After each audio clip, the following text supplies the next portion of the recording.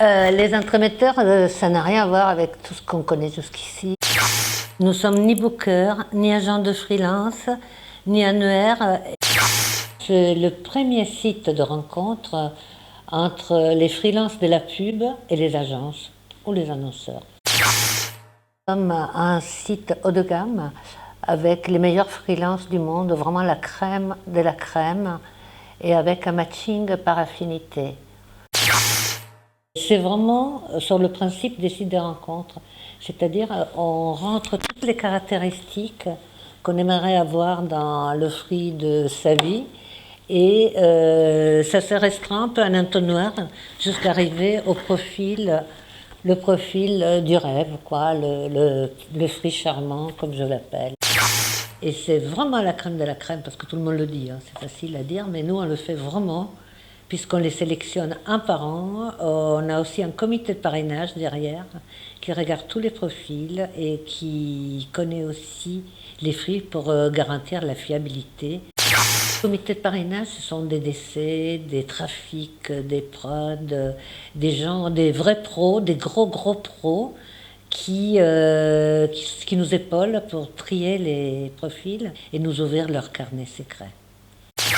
De métier derrière moi, c'est quelque chose. On ne s'improvise pas des pros de la pub, n'importe qui peut nous copier.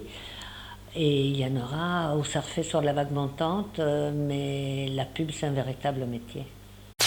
Je demandais à un décès, si tu devais me conseiller les 2 personnes que tu as rencontrées dans ta carrière, qui sont les meilleurs freelances du monde, par talent et par compétence bien évidemment, mais aussi par fiabilité, qui tu pourrais me conseiller? Et là d'un coup, les décès, c'est vachement difficile, il faut vraiment réfléchir parce que c'est une sacrée responsabilité.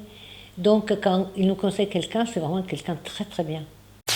Il y a beaucoup de gens qui sont bons mais pas fiables, il y a des fiables et pas bons, donc on les rencontre, on rencontre aussi des gens pour choisir des belles personnes, parce que la bienveillance est importante aussi.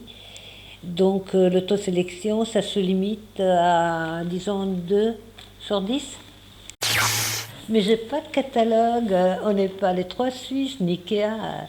On a des gens qui ont des prénoms, des noms, qui sont des êtres humains, qui sont gentils, qui ont une vie, qui ont des enfants. Donc combien? 140 à peu près. Je n'ai vu à peu près 2 par jour pendant 2 ans et demi. J'ai pas fait les calculs, mais c'était beaucoup. Je me fais insulter de manière assez régulière par des gens qui ne sont pas étonnés. Ou alors ils vont se remettre en question, ce que parfois ça peut être bien, ça va les faire évoluer.